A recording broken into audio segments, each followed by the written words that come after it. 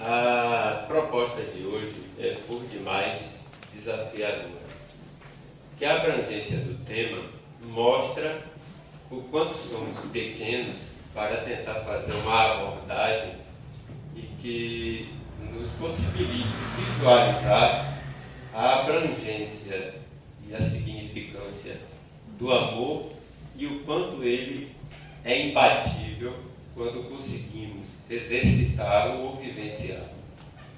Dentro dessa proposta, eu vou fazer apenas o que, digamos assim, se torna mais fácil. Pontuar algumas situações que nos permitam mais facilmente esse entendimento. Um pensamento oriental de Siddhartha Gautama é muito apropriado para o momento. O que ele citava para os seus discípulos que o ouviam alimentando-se de suas palavras. Então citava o iluminado para os seus discípulos, que geralmente as pessoas, quando se educavam, em vez de cometer a violência, aprendiam a gostar. Quando você gosta de uma planta, de um ambiente, você quer adquirir aquele ambiente, comprar o animal que você gosta, ou você quer tirar aquela flor para você, que você admira, acha bonita, trazer para si. Quando você evolui para amar, você admira sem possuir. Você liberta, você mantém o objeto de sua admiração e de seu querer para todos. Não retém para a individualidade. Você proporciona o gozo, o usufruto para a coletividade. O Gautama, o Buda, ele nunca possuiu nada, porque aprendeu a abrir mão da riqueza, muito própria da sua família. Ele abriu mão, ele não tinha posse, tornou-se um andarilho. A sua maior riqueza era a posse do conhecimento que desenvolveu com sua vivência e com a arte de esclarecer, de iluminar e de divulgar uma doutrina que a seu tempo se tornaria uma das mais importantes religiões do Oriente. Quando buscamos a conceituação da filosofia grega, os sábios do passado entendiam que o ser humano, desenvolvendo o desejo para amar, conceituava o amor como um sentimento corporal, eros, vinculando o prazer do gostar, do querer, a satisfação física que atendia os impositivos do desejo. Este sentimento que é muito do instinto. Eu desejo, eu quero, eu necessito. Geralmente essa forma de amar, uma forma mais primitiva, está muito vinculada ao corpo físico, à satisfação que atende por um momento, mas que no outro momento ela volta a vir porque é devoradora, é intensa. Então ela se torna insaciável quando descontrolada, quando não tão bem educada. Conceitua-se como amor físico. Quando ele evolui para um conceito mais apropriado ao amor sem posse, que ama à distância, no conceito de Platão é filhos. O amor frater, aquele que ama um amigo, que admira sem possuí-lo, aquele sentimento que nos dá a condição de admirar sem desejar possuir, de ter o belo ao alcance dos olhos e do coração, mas que não é imprescindível a posse, ou seja, ele prescinde da posse e abrange, envolve penetra porque toca-nos, não ao corpo físico, mas ao sentimento. Então os gregos deram um conceito, dentro de suas limitações, muito apropriado, desenvolvendo em nós a percepção daquilo que ainda é primitivo, o amor instintivo, muito mais ligado à posse, de um sentimento mais evoluído. Observemos que nas origens, como temos uma origem ancestral, depois de realizarmos as migrações apropriadas do reino mineral ao vegetal, ao chegarmos a este reino, que é o hominal, passamos por vários estágios, desenvolvendo o instinto, até o esboço dos sentimentos, até as emoções mais desenvolvidas, frutos das várias migrações nas encarnações pelas quais passamos. Porque através das experiências da posse, das perdas e ganhos, e de desenvolver o senso de coletividade, aprimoramos este sentimento instintivo de posse para um sentimento mais abrangente que envolve a coletividade. Então, o ser feliz, desenvolver a amorosidade, não se restringe apenas à satisfação da individualidade.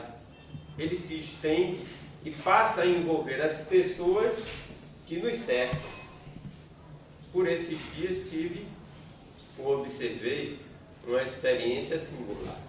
É projeto das empresas desenvolver a habilidade profissional em jovens aprendizes.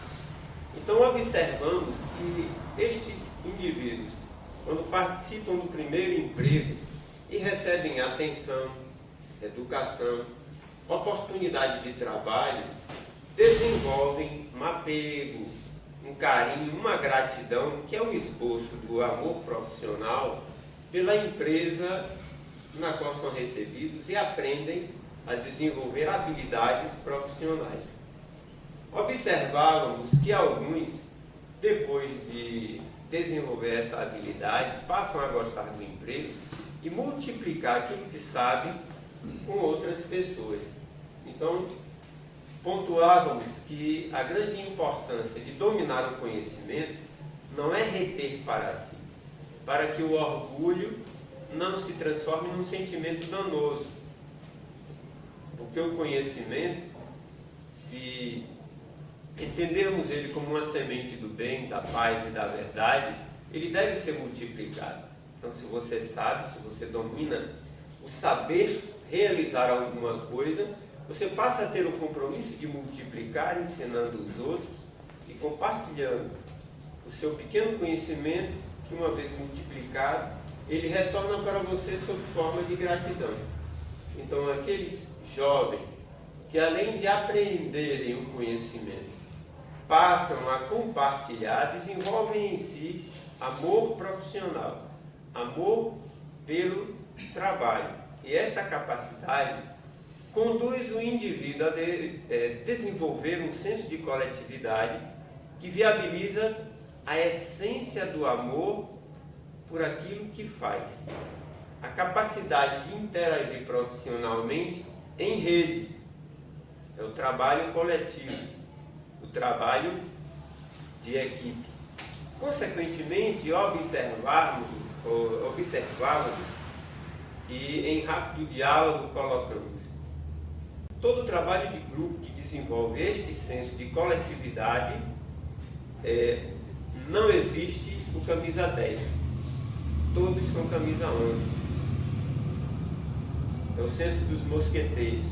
Um por todos e todos por um. Não existe a figura central. Ela gira, porque o poder, quando você retém para si e o conhecimento, ele apodrece, ele perde valor. Mas quando ele é diluído na coletividade, ele se transforma no amor como força de construção. Então aí observamos que este sentimento, que é muito difícil de descrever, é a força que move o universo, que constrói nações, que educa os seres para as construções difíceis ou impossíveis. A máxima de Jesus, quando citava para os seus apóstolos e seguidores que um objetivo principal dele é edificar na terra o reino de Deus, era uma proposta meia diferente, porque os judeus da época entendiam o reino como uma construção de pedras, com guardas, soldados, dinheiro e armas para defender as fronteiras. Então ele colocava que o reino de Deus era um reino sem fronteiras, que ele haveria de ser edificado principalmente no coração humano. E o coração humano não obedece às fronteiras físicas. Prescindia de valores materiais, porque era constituído de valores morais e materiais. E levaria o indivíduo a transitar da sombra à luz, da matéria à espiritualidade, onde não existe matéria nem forma física definida. Então isso era tão subjetivo e difícil de entender, que ele só conseguiu passar a essência desse conhecimento e dessa proposta exercitando. Ele ensinou o amar amando. Ensinou a fraternidade confraternizando. Então, uma proposta singular para a época. Tanto que ele contou com os seus colegas, os seus amigos, alguns até de outras etapas encarnatórias, que reencarnaram-se para viabilizar o grande projeto do plano espiritual. Daí porque, depois das várias histórias que ocorreram envolvendo a pessoa dele, num dos livros, se não me engano, de Djalma Margulo, cita que havia uma reunião em Betânia. Após a crucificação, era sabido que ele apresentou-se para vários dos seus discípulos e amigos, passando as mensagens e comprovando que ele venceu a morte, porque ele se apresentava numa forma que era mais perfeita do que aquela que ele adotou como corpo físico. Que além da beleza ímpar da qual ele era possuidor, ele irradiava uma luminosidade que chamava a atenção.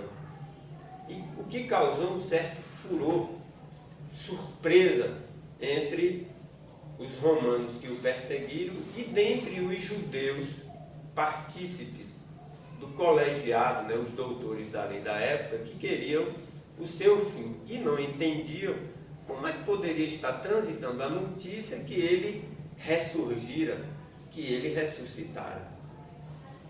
Então, ao próprio é notório citar que um dos soldados que acompanhou a crucificação, Pilatos havia chamado para saber, mas os apóstolos estão espalhando por aí que ele surgiu para dar prova do amor dele por todas as criaturas.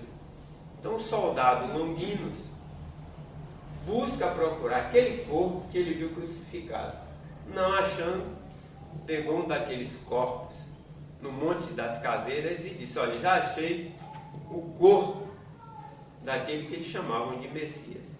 Pilatos segue para observar, mas eu não consigo identificar. Está muito podre, né? Já está necrosado. Ele: sim, mas quem pode provar que este não é o corpo? Então Pilatos entendeu que aquele corpo ali, que não era o de Jesus, serviria como desculpa que se o corpo estava ali, não poderia estar ressurgindo como citava. E o soldado Longinos começou a procurar pela cidade as causas e o provável reaparecimento de Jesus. Encontrando os discípulos numa das oportunidades, eis que ele vê o mesmo semblante reunido, confabulando com os discípulos, como prova inconteste de que Jesus, materializado, dava prova de seu amor a todos aqueles que seguiam a orientação fraterna de pregar a boa nova. Percebendo aquele feito inconteste, o soldado romano começa a seguir os discípulos e a aprender com eles que, mesmo perseguidos, eles amavam-se entre si, respeitavam-se como irmãos e seguiam as orientações do Mestre com alegria, um sentimento difícil de compreender, que mesmo na dificuldade ele conseguia exaltar a sublimidade da parceria, da amizade e da fraternidade. O que observamos é que Jesus exemplificou a amizade, exemplificou a cura, a bondade, como nenhum outro até aquele momento. Não conseguindo entender a filosofia profunda do conhecimento do Mestre, eles assimilavam através do comportamento, da ação de um indivíduo que poderia possuir a tudo e não tinha nada, que às vezes dormia no campo, utilizando para substituir o travesseiro a rocha. Para obter o alimento, pedia às pessoas como Lázaro e suas irmãs que o acolhessem em favor da misericórdia. Só possuía a túnica, que foi tecida e constituída pela sua mãe, Maria de Nazaré. Então ele foi o exemplo inconteste do despojamento, do nada possuir. Não possuindo nada, conseguiu possuir a amizade de todos. Não sei quem já leu e lembra de um conto infantil de profundo significado. O contato no livro O Pequeno Príncipe, do príncipe e a raposa, que foi conversando, se aproximando num determinado bosque. Ele se escondia, aparecia e foi se aproximando do animal.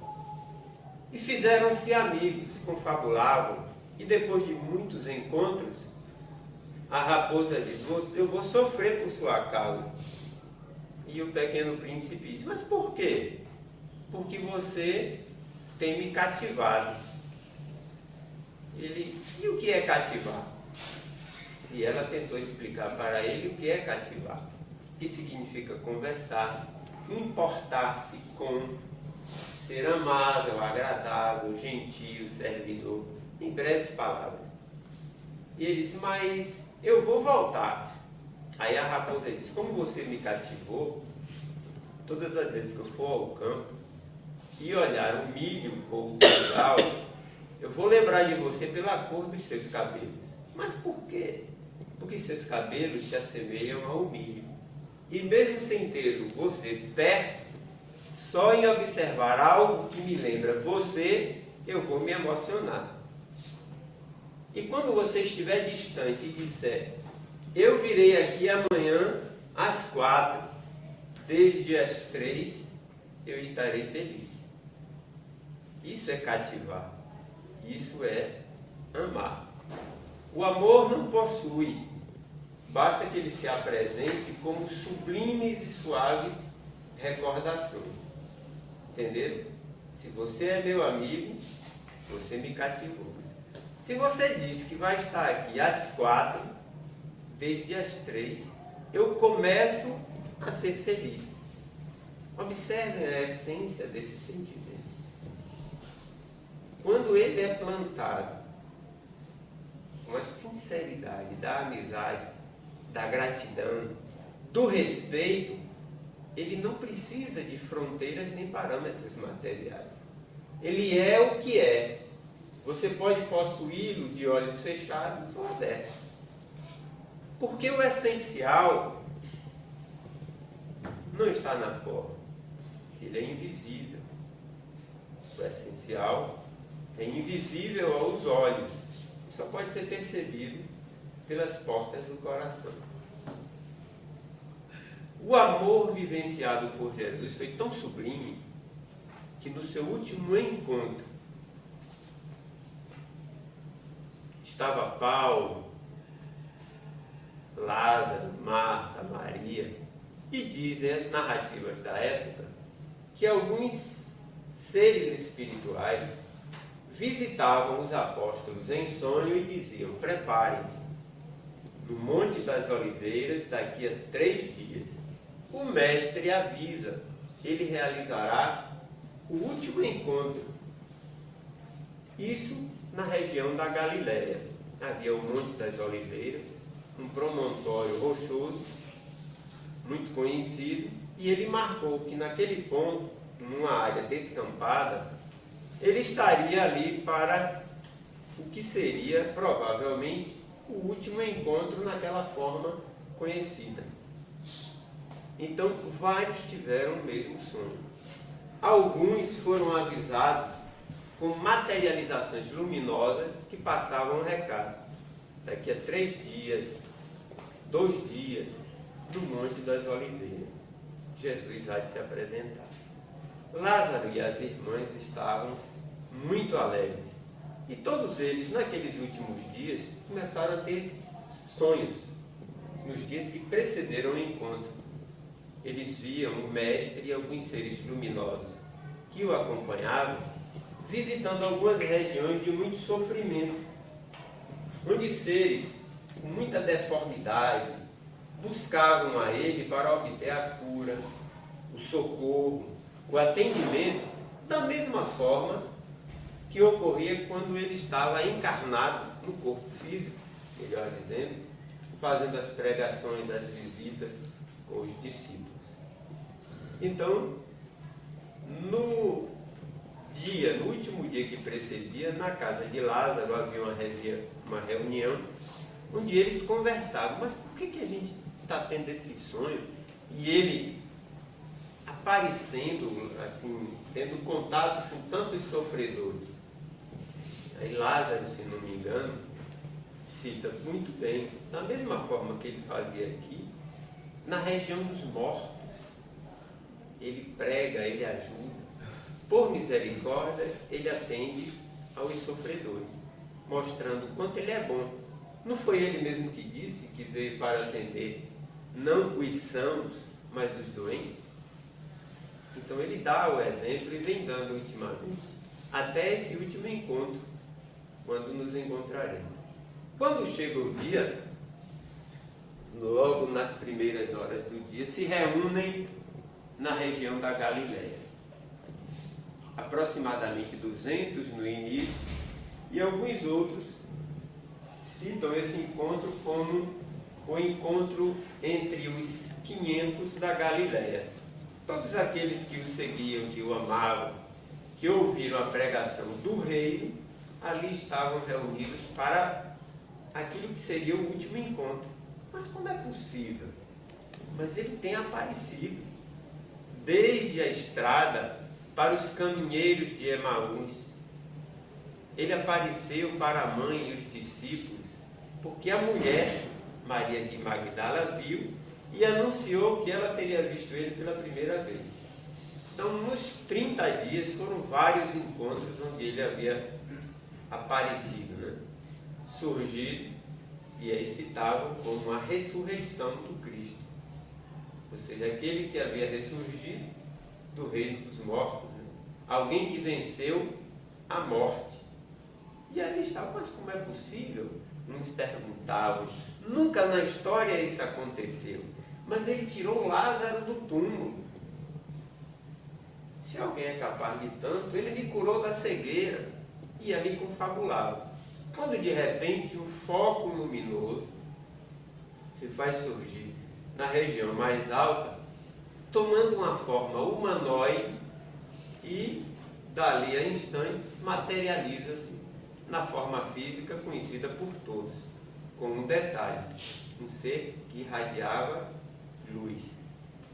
Ele apresenta-se e deseja a paz para todos. Cita que estava ali para a última reunião e deliberava que todos se esforçassem para fazer como ele fez, pregar o amor. Todo o conhecimento instituído pela Boa Nova, da sua pregação, né? As novidades, que é interpretada como o Evangelho, que significa Boa Nova, para que o reino de Deus viesse a ser estabelecido na terra de sofrimento. Tanto naquela época como agora, como nos dias atuais, uma região onde é muito difícil praticar o bem e vivenciar o amor. Mas o reino de Deus, a partir daquela época, deveria ser edificado. As bases, os fundamentos do reino de Deus. E todos eles que estavam ali teriam o compromisso de, em várias épocas, retornar para divulgar os fundamentos da edificação do reino de Deus. Para isso, ele viera e eles continuariam a obra. Ele haveria de se ausentar, que não pertencia mais a esse mundo. Mas, desde quando todos aqueles seguissem os princípios da edificação do reino de Deus, a pregação e a vivência do amor, ele estaria presente e se faria próximo de cada um. Deseja a paz e o sucesso, mas que as pessoas não tivessem falsas impressões, porque todo aquele que vivenciasse o amor, a justiça e a verdade seria perseguido, mal interpretado, agredido, mas deveriam perseverar até o fim para que se fizessem de valorosos trabalhadores, dignos da recompensa da vida futura, de se fazer eleitos para o reino dos céus, ou o reino de Deus. Se ele falava reino, é porque era a conceituação mais apropriada para a compreensão da época.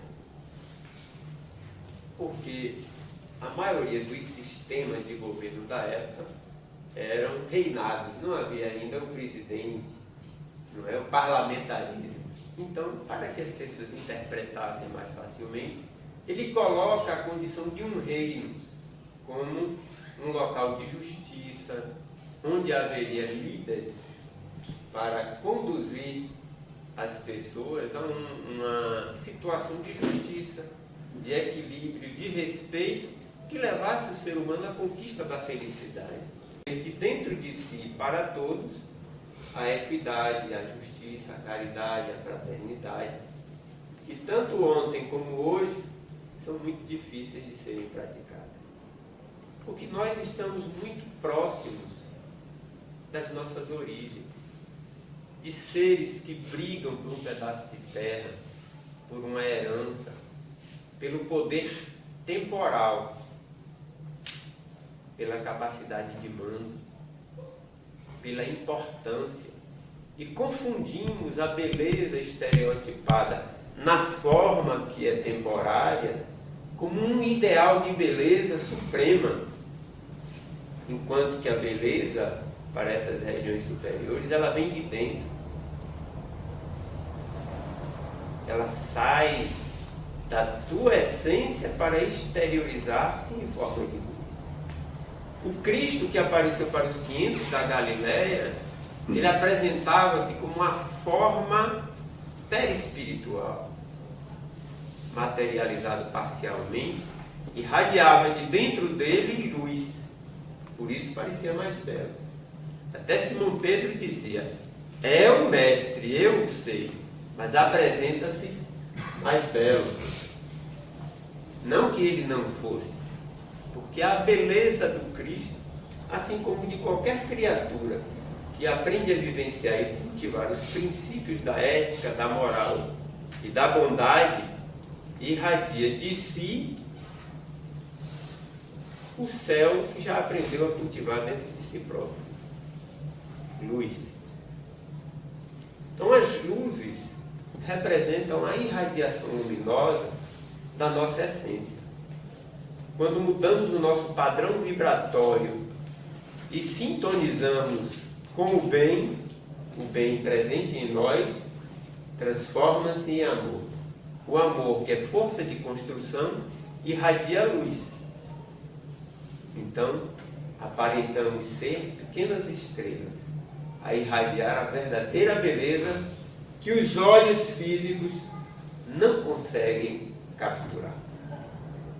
Por isso, o sábio escritor disse: o essencial é invisível aos olhos.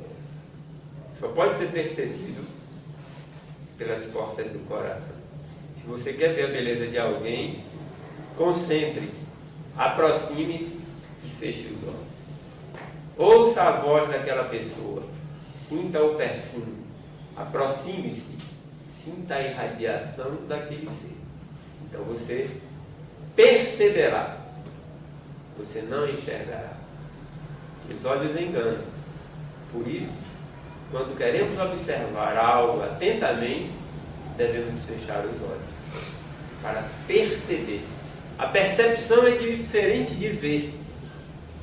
O amor não pode ser percebido pelos olhos. Por que devemos evoluir para amar?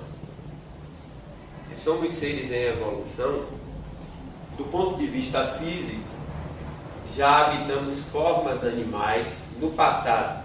Evoluímos no reino dos primatas, ou reino nominal, e atingimos essa forma evoluída que ainda não é a última.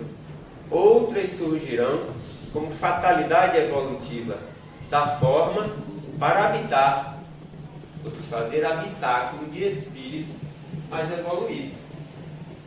Então evoluímos do ponto de vista do corpo físico, do pensamento e do sentimento. Tanto que o indivíduo do terceiro milênio terá na sua essência uma permanência maior da capacidade de amar e irradiará de si mais luz. Essa luz que está apagada, que precisa do combustível da ação, do companheirismo, do exercício da doação, da abnegação, com esse alimento ela se projeta, se irradia e ilumina, capacitando o indivíduo a fazer prodígios, como a gente vê Francisco Cândido Xavier. Em 2005 estivemos com Clóvis Nunes, aqui em Campo Formoso, e ele disse da experiência de ter conversado durante algumas horas com Chico Xavier. Depois dele fazer um atendimento muito longo, que foi até a madrugada, ele senta com Chico. Chico bota o café e a bolacha creme crack ali do lado. Ele diz: Chico, você não se cansa? Ele disse: meu filho, para Clóvis, o espírito é o mestre, o corpo é o servo. Eu não tenho o direito de me cansar, que ainda que o corpo esteja cansado, o mestre é o espírito e eu preciso trabalhar. Mas Chico, você já trabalhou muito, sim. Eu trabalhei e me aposentei no Ministério da Agricultura, 35 anos.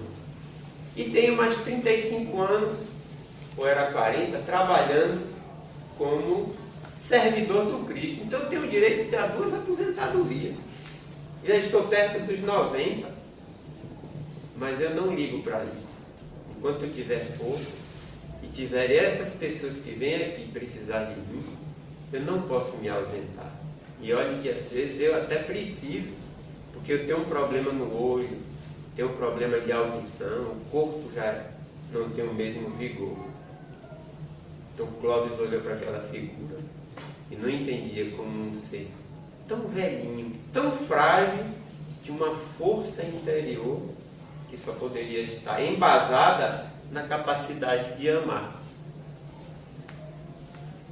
E ele viu-se, e como Chico, pouco, com a capacidade de esquecer de si para lembrar dos outros.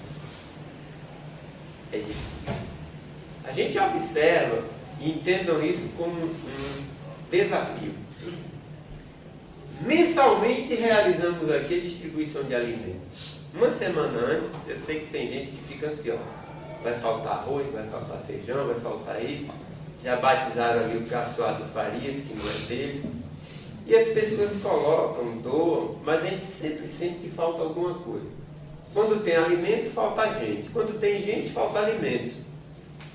Mas às vezes o casamento está certo. Então no último sábado, a gente vem aqui, poucos trabalhadores, para fazer uma tarefa difícil, desafiadora. E as pessoas, quando vêm aqui, elas querem ter alguém para conversar com ela, para dar assim, um atendimento, ouvir, ampliar a esperança de quem está desesperado. Dar um pouco de atenção a quem quase sempre estão à margem. Chamam até desses indivíduos de invisíveis, né? Tem muita gente que não enxerga eles. Então, quando eles chegam aqui, eles querem essa atenção. Então, às vezes, a gente sente que poderíamos ter mais pessoas engajadas nesse trabalho. Como já ouvimos aqui, de um espírito amigo em reunião citado. Vocês não imaginam o quanto faz bem a estas pessoas essa recepção que eles têm aqui. Porque quando eles vêm aqui, na cabecinha deles, eles acham que estão levando apenas o farnel. Mas eles saem daqui com mais esperança. Com o sentimento que também são pessoas que são lembradas e são tratadas e saem com um pouco mais de dignidade. E às vezes nós nos esquecemos. Por isso que é difícil amar. É difícil, mas é necessário. Porque para amar é preciso evoluir. Por que precisamos evoluir para amar? Porque se nós não ampliarmos os nossos conceitos de vida e restringirmos a nossa felicidade aos fatores físicos,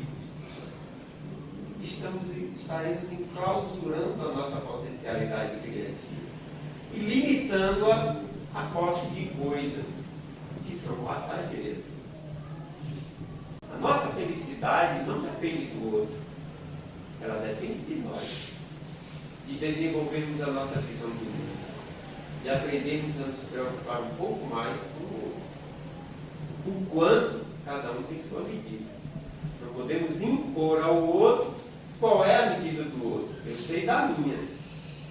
Então eu devo fazer a minha escolha e promover para que o outro crie coragem para que venha evoluir junto num trabalho social, num trabalho de caridade, onde nós nos capacitaremos a desenvolver o amor no outro, se ele for receptivo.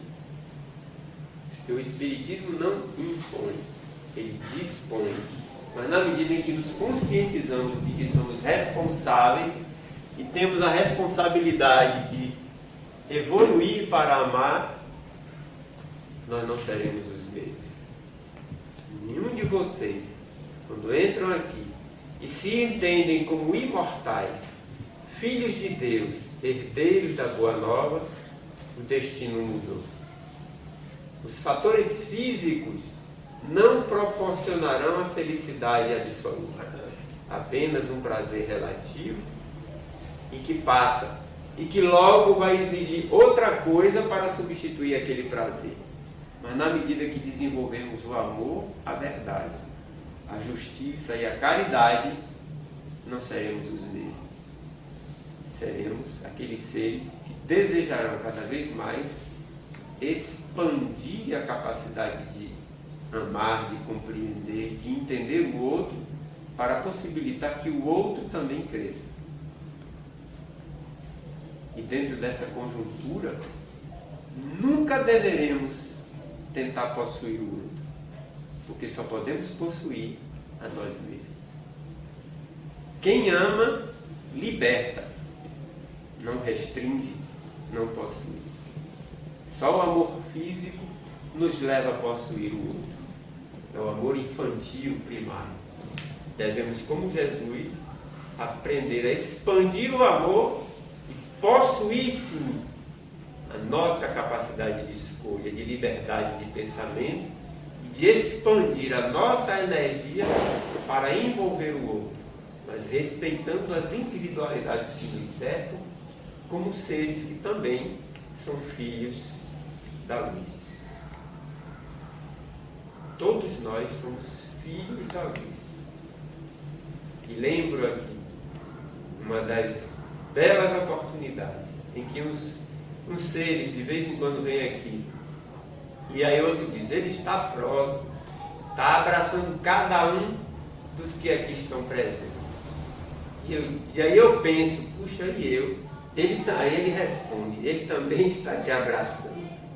Você não imagina como ele é belo. Mas é belo. É um velho, mas bem velho mesmo. Mas é muito bonito.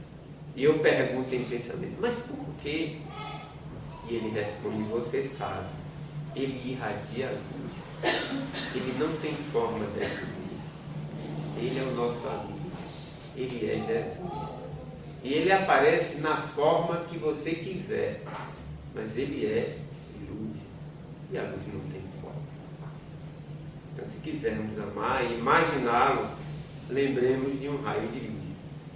Quando ele se projeta em nossa consciência, ele desperta a luz em nós. Por isso os orientais dizem, nesta noite em que me encontro com vocês, a luz que habita em mim cumprimenta a luz que habita em ti.